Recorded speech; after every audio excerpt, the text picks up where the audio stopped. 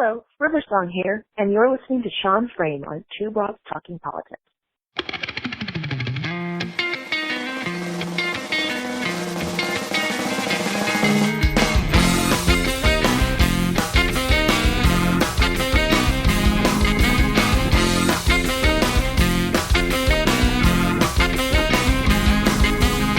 Are you listening?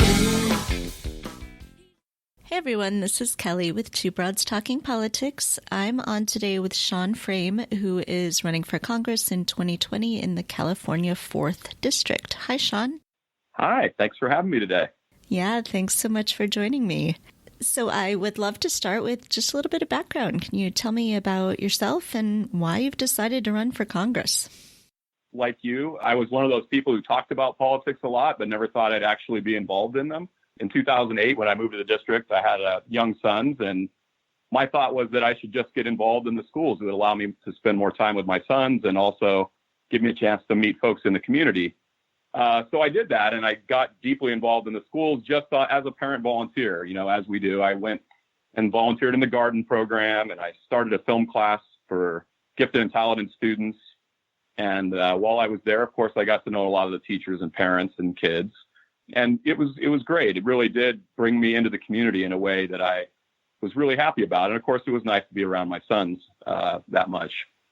And then on February 2nd, 2011, my son's principal, Sam LaCara, was shot at the school by the janitor during the school day. And, at that moment, everything changed. Sam was the kind of guy who knew every kid by name. He knew every parent by name. And more than that, he kind of knew everybody's family situation. And he was one of those people who was proud to tell anybody who'd listen that what made him proud to be a principal was that he knew he was bringing kids together of all kinds of backgrounds and giving them a real opportunity at life. And as a result of that experience, I was asked to be on the committee of parents that would help find his replacement. And that may have been one of the hardest things I ever had to do. I don't think it was easy for anyone. But we did get through that, and we found a great new principal who's there to this day, and in fact just won the Sam LaCara Award for school administrators.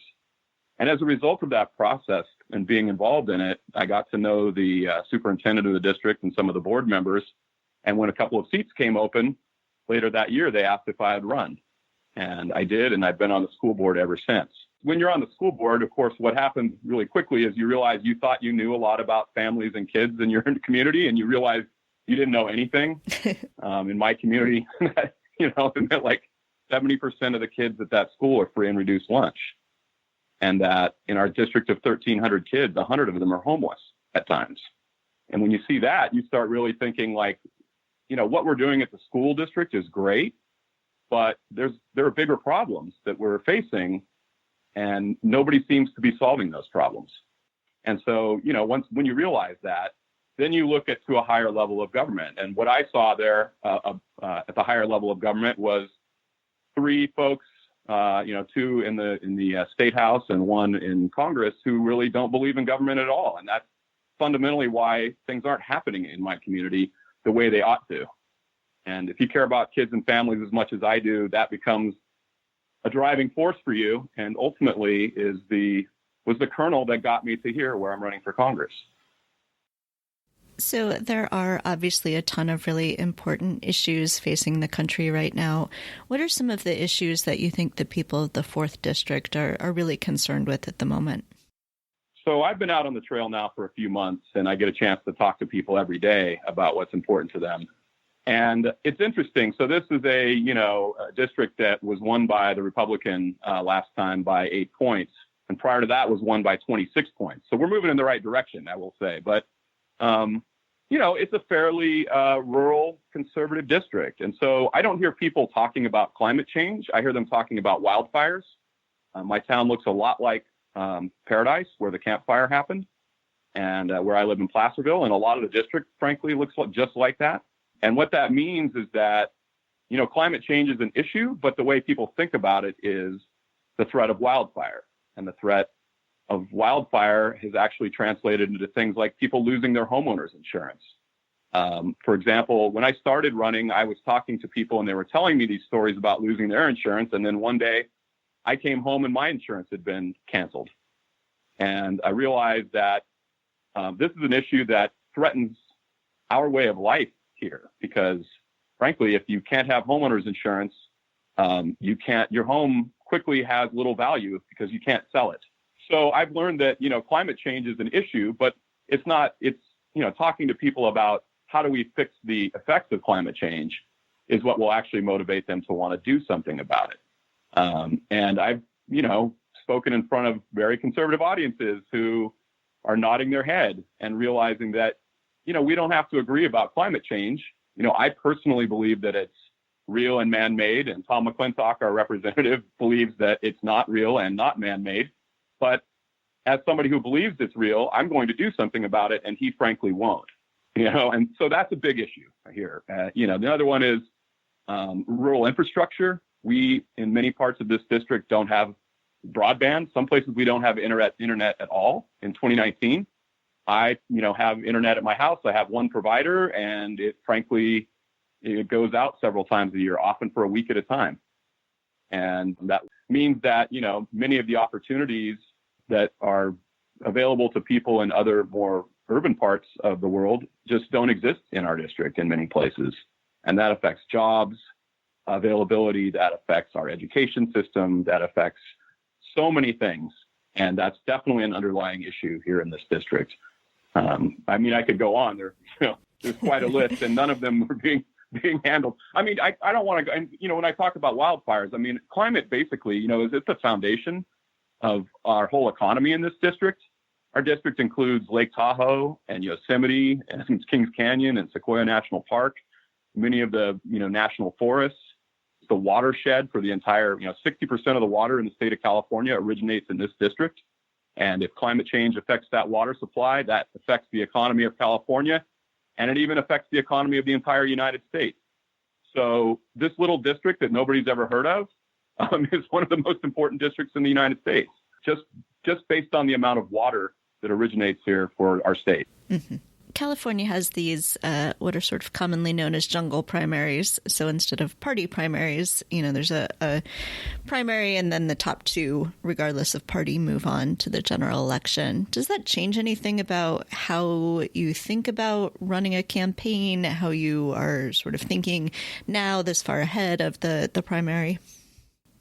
Well, I'll be honest. There's it looks like right now there will be two Republicans, including our incumbent, and myself and one other Democrat who recently moved to the district.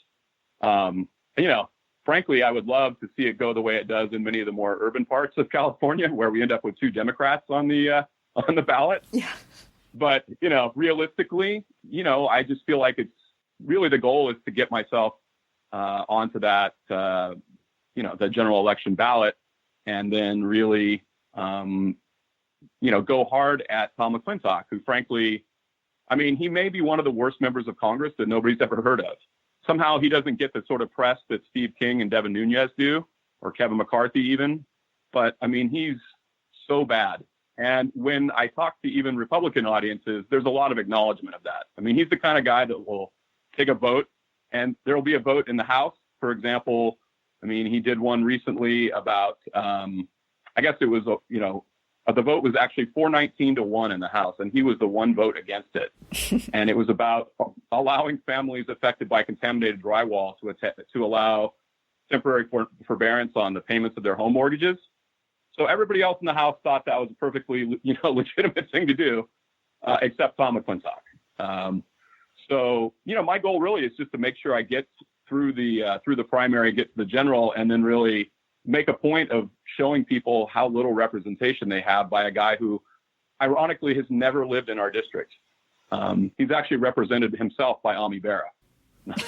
So you can't make these things up. So you've been rolling out a number of endorsements. This, of course, is fairly early to have endorsements. What's sort of been the process of that? What have you been thinking? Who have you been talking to about these endorsements? Well, the thing is, really, at this point, I've lived here for 11 years. I've been elected for 8 years. I started the largest nonpartisan political organization called El Dorado Progressives that now has over 2,000 members in it. The the whole theme of my election is this is home. And, for Tom McClintock, this isn't home. For my primary competitor on the Democratic Party who just moved here, this isn't really home for her either. So that people are coming out early to show their support for me in my grassroots campaign, I think it's really important because it shows that, regardless of party affiliation, by the way, people in this district know me and support me and want to see somebody of their community really start representing them in an authentic way. To run a campaign that is of the people of this district, by the people of this district, for the people of this district. And so these endorsements are really about showing that. And, I'm proud that so many people in my community and across the district have decided to get involved early and show their support for our campaign. You mentioned that you have sons, and that, of course, was a reason that you were running for school board initially, because of the issue of school shooting. What are some of the other ways that having kids, that having sons has affected your worldview and the way you think about the issues that are facing the country right now? Yeah, well, look, any issue that you think about, you start thinking about your sons. There's a joke in our district, and it's kind of a bad joke, but it's true. People say, well, what do we export in our district? Our water and our kids. So when I think about the job situation here across this district and the lack of availability of good family-sustaining jobs, it makes me realize that my sons, who have aspirations at a great life, may not come back here. And I think that's tragic. And I think a lot of families face that. When I think about climate change and I look at things like the Green New Deal and I realize that, they're saying 11 years and game over, my sons will just be starting their lives in 11 years. That makes it really personal and really visceral to think about these issues. They aren't hypothetical to me.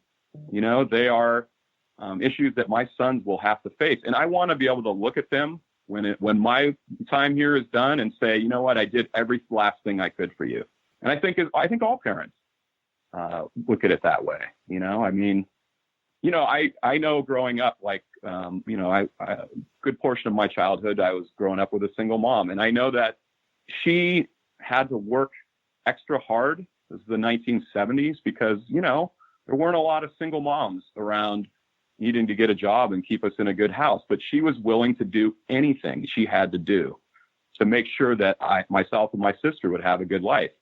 And that's the values that I bring to my family and by extension to this campaign. What do your kids think about you running for Congress? Well, my son, Colin, who's just finishing his sophomore year, actually, he'll be home today, sophomore year in college at Cal Poly. He thinks it's great. I think they both think it's great. He's a little more shy. So his whole point of view is like, oh boy, I hope this doesn't become part of my life too. And of course we laugh about that all the time because, there's no real avoiding that. My son, Everett, he actually is a little more politically oriented. He went to Washington, D.C. with me for the March for Our Lives as somebody who was in a school that experienced gun violence. I think he takes these issues a little more personally than his older brother. And so he's been a little more out front. I'm hoping to get him out canvassing with me this summer during the break. And he's actually gone, and he's actually been my great speech editor. So when I first started working on my stump speech, he would sit there and listen to me and go, Dad, come on, that's a logical fallacy. You got to stop doing that. It was a great moment as a parent. You're like, on the one hand, you're like, oh, come on, I thought I wrote a good speech. And on the other hand, I'm so proud that he actually is like listening to it and thinking about it in a way that, he puts himself in the audience role. Mm-hmm. So it's great, it's a family experience. There's no getting around that. So you mentioned earlier that in the 2018 election, Tom McClintock won in the general versus a Democrat by about 8 points, which was certainly an improvement over the previous few cycles. But that 8-point gap is still a lot to bridge. What do you see as sort of the path to victory here? How do you see yourself being able to bridge that gap? So it's really three things. The first thing is we need to build on what was created last time. And prior to the 2018 cycle, and this is probably true all over our country, people here were not very politically active, frankly. I think everybody just accepted things as they were. And then, something happened in 2016. I'm not sure what it was, but somebody may have been elected that got people really motivated suddenly in a way that they had never been before. And I mean, I could never have imagined, when we went out to coffee with 8 people in November of 2016, that it would grow into a group of over 2,000 people who raise their hands and say, I'm progressive here in El Dorado County. And I think that happened, that was repeated throughout our district. So people who had never phone banked or text banked or written a postcard for a candidate or donated to a campaign or canvassed, they got active and they got involved and they got really good at it. I mean, they made an enormous change in our district in the way the votes had gone. If we build on that this time, we can really, I think we can, just that alone as a starting point, makes it much more likely that we'll get it over the finish line. The other part of it is that I think a missed opportunity last time was really talking about things that matter in the district in a very personal way. So not talking about national issues the way they're talked about on MSNBC and Fox News, where people then just go to their corner, but talking about how they translate in our district. Wildfires versus climate change is a good example. Rural hospitals and prescription drug prices versus Medicare for all. Medicare for all may be the solution, but I may not be able to convince people of that. But if I tell them we have to find a way to make sure that our rural hospitals stay open and that people aren't rationing insulin, something that actually happened here in our district, then people start relating and deciding that, yes, we do have to do something about this. And again, when I talk about this with my neighbors, and we all realize this is our home and that we have to do something here together. And that's a way to really bridge the ideological gap in a way that hasn't been done in our district before. And it isn't often done anywhere where there is, pretty oppositional situation. And then I think the last bit is we really have to hold Tom McClintock accountable for all of the bad votes he takes. The Blue Wave brought in a, Democratic House of Representatives, and now Tom McClintock makes a bad vote every day. And I don't think his constituents are fully aware. So I'm really making a point of telling people, hey, download and, get an app that shows you his votes and make sure you share that with your neighbors, because he shouldn't get a free pass for these votes. So I'd like to mention to our listeners that if you're going to go anywhere in the country to campaign, the district with Lake Tahoe and Yosemite might be the one to hit. Make a vacation of it and, go to Lake Tahoe and then knock some doors. So if people would like to get involved in your campaign, how can they do that? Well, they can certainly go to the campaign website, which is at frameforcongress.com. That's frame as in frame of mind, and the number 4, and then Congress. They can follow on Facebook at Frame for Congress, and then Twitter at Frame for Congress, all with the frame and then the number 4. And then, obviously, look, I'm running a grassroots campaign. I'm not taking corporate donations. So, donate at frameforcongress.com too. I have to do this one individual at a time. And, I'm running against a guy who's a big Koch brothers guy who is happy to take as much corporate money as he can find to keep his position in Congress. And I think it's important. Like I said, I think this district has a level of importance in our nation that most people don't realize. Even people in California are like, where is the 4th district? It's the 3rd largest district in our state. It's hard to miss. You're right. If you're going to come and support a campaign, you will find many places that you enjoy spending time, whether it's summer or winter. I mean, you can come and hike and boat and camp, or you can come in the winter and you can ski and snowshoe. And, we have it all here. Is there anything else that you would like to make sure that we talk about today? Well, I think that we haven't really talked about some of the issues related to family that I think are so important. One of the things about being on the school board is you really get to know family situations. And, we in this country and in our district have real challenges with childcare that I think needs to be addressed. There's a crisis in our area for sure, but I imagine in many other parts of the country as well. And, we have an older district here too. So one of the things I've learned about is we actually have real challenges with senior care. And as a card-carrying member of the sandwich generation, my wife's mother is needing constant care, in-home care, and that is an enormous challenge for our family. I know lots of other families have the same situation where they may even have young kids and a senior to care for at the same time. So I really want to make sure that people know that I'd like to see some, an emphasis on a caring economy. The Georgetown Center on Poverty and Law put out a white paper about the caring economy that pointed out that we could do better with childcare and we could do better with senior care. These could be good paying jobs, family sustaining jobs that would have less turnover. And the impact to our economy would be a net positive, because that money that is spent on those things, you can imagine the magnifying effect of that. Like, for example, my wife works half time because she spends the other half of the time taking care of her mom.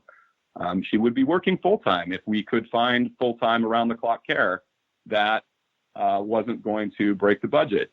And I know many families and mothers who do the same thing. They maybe work half-time or don't work at all because the cost of childcare is so significant for their family's budget that it makes more sense to stay home. So I think that there are a lot of opportunities in the family and care situation that we could do significantly better with. And these are things that I would like to bring to my district, but also think we could do a great job bringing to our entire nation.